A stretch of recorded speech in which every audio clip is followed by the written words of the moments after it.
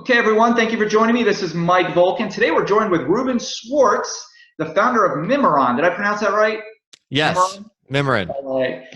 Mimiran is the CRM for people who love serving clients but hate selling. We'll talk a little bit about that, actually. It's the tool he wishes he'd had when he was consulting and was frustrated trying to sell with traditional CRMs. He's also the host of Sales for Nerds podcast. I love that podcast. He has a computer science degree and is transitioning to handles the sales and marketing was, I'm sorry, let me say that again. And the transition to having to handle sales and marketing was really hard, but it didn't have to be that way, so he realized that. And I want to talk to him a little bit about freelancer and sales because not all freelancers are salesmen. Welcome to the show, by the way. Thanks for having me, Mike. Love your podcast. I am a frequent listener, and I have to mention that off the bat. How often is it updated, the podcast? Are there certain days? It's supposed to be, I started doing it twice a month. I could not keep up with that, so I started doing monthly. And this month I'm late because my editor is on vacation. And so I'm feeling bad because there isn't going to be an episode released in August, but there really should be. Usually like the last Thursday of the month. Okay, the podcast is called Sales for Nerds. Now, when I get to the gym, I go to the gym every day, and I have my podcast I listen to instead of like, same song. I listen to podcasts, and I always check like when your podcast is updated, but I try to get a pattern, and I can't quite figure that out. So now that I know there's not a pattern. So well, there's supposed to be a pattern, and I'm totally screwing it up, which is really not good. Okay, but anyway, I encourage all our followers to listen to Sales for Nerds podcast. Let's start off talking about how a freelancer can close a prospect without having to feel like they're selling. This is a big sticking point because, as you know, freelancers are writers, they're marketers, they're not all sellers. And when they get on a phone with a prospect or even in person, they have to feel like they're selling, and they just don't like that. So can you tell us how a freelancer can sell without selling?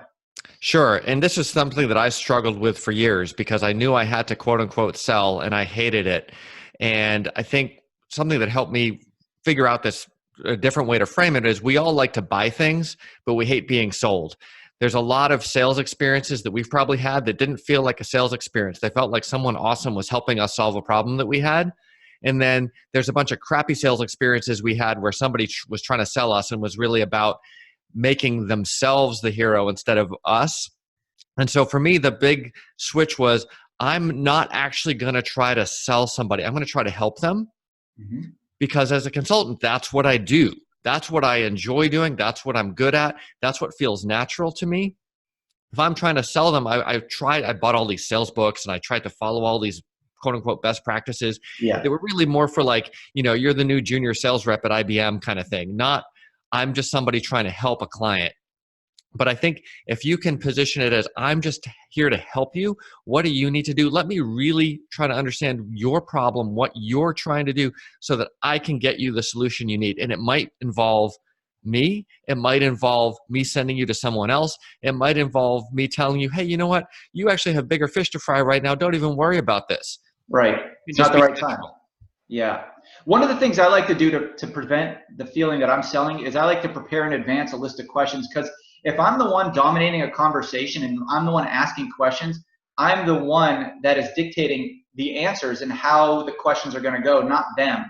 And, prospects are all going to have similar questions like, tell me about yourself and why are you the best fit for this job? Then you're going to feel like you're selling, as opposed to if you're asking the questions and you're able to put in your answers to how you would be a best fit for the job, that allows you to kind of set the tone, So that's one of my tips.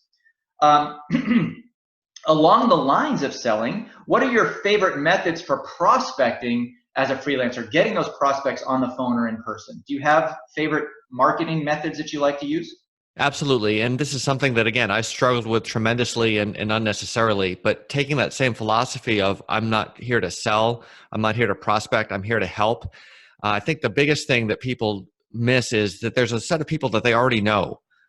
Your friends, your colleagues, folks you've worked on and with past projects, people in your community, and you don't necessarily have to pick up the phone and try to sell them, but just stay in contact with them. Make sure they know what you're doing and try to help them, make connections for them, be a helpful part of the community.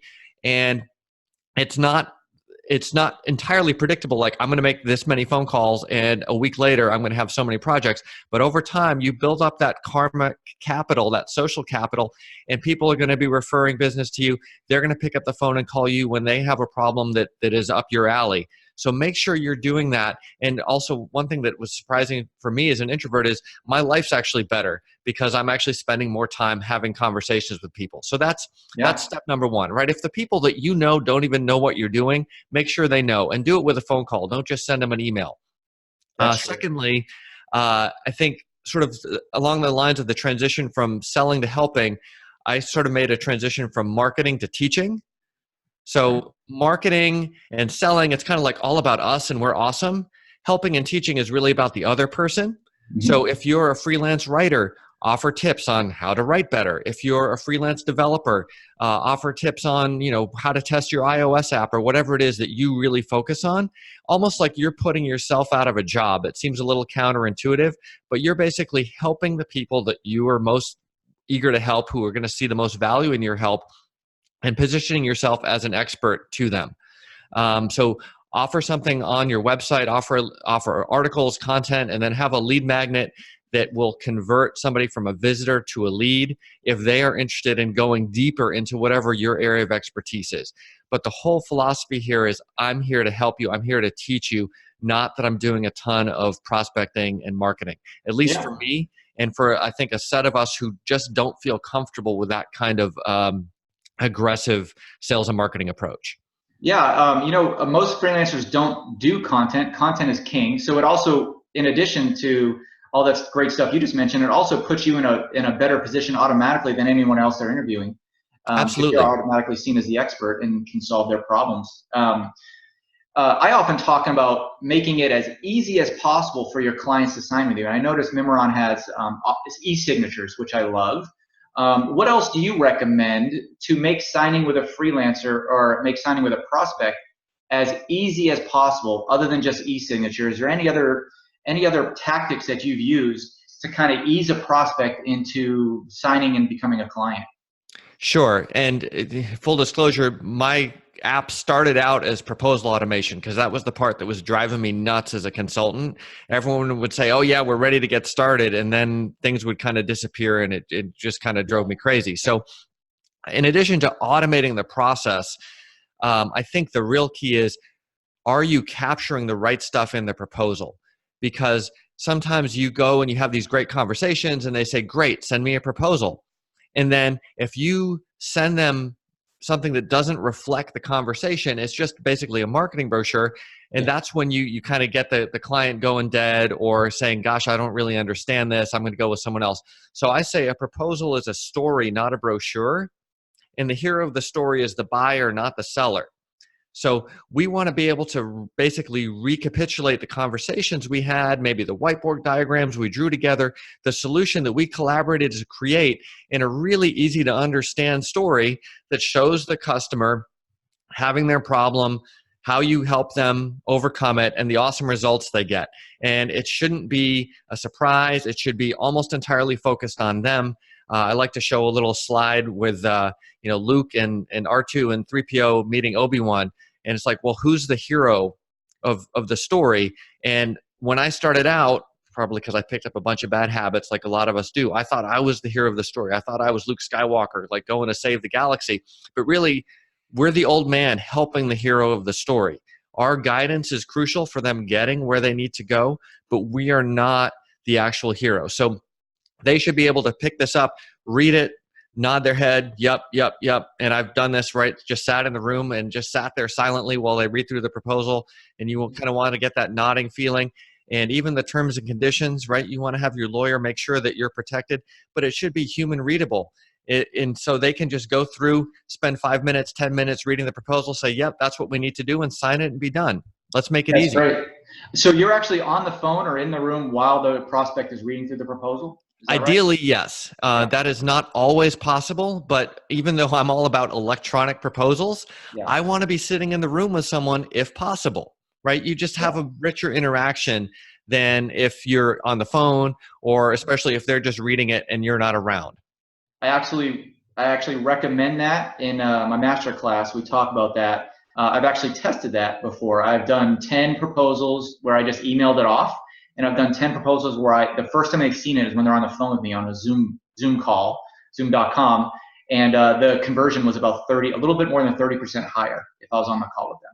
Awesome. So it's great if you have them on the call. And I started thinking why that was. Well, when they're reading a proposal, by nature, people are defensive, right? So they want to have objections to what you're saying. They want to have a reason not to hire you. When they are, no matter how much they like you, that's just by nature what they want. So when you're on the phone with them, you're talking them through anything that doesn't make sense. You're overcoming any objections right away.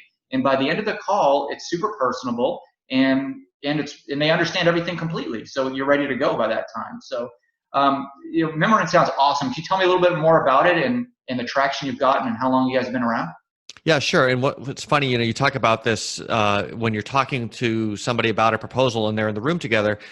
The thing I like about the combination of electronic proposals and in-person or over the phone live discussion of the proposal is sometimes there is a question and you're like, oh, I didn't make that as clear as I should have. What do you think that should say? Okay, Exactly. Let's make sure it says by next Thursday or whatever it is. And then you just make the change right there and they have it. So you don't have to waste time going through another iteration.